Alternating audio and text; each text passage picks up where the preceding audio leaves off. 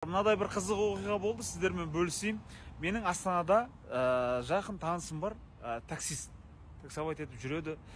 Соған мен осы инклюзив саяхатшылар клубын ұсынғам көп рет, бірақ отказ болды.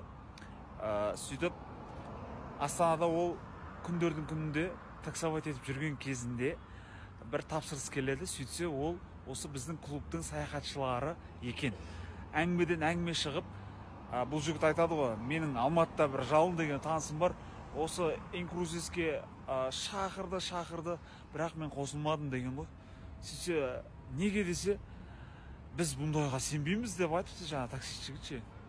Сол кезде саяхатшылар айтыпты, сенбесеңіз таксовать етіп жүре беріңіз деп ше. Бұл жерден шығатын түйін. Адамдар айтады, көрем, сосын барып сенем деп. Ал Алла айтады, сен сосын барып көресің деп. Сол сияқты достар, ең бірінші ниет пен сенім болсын.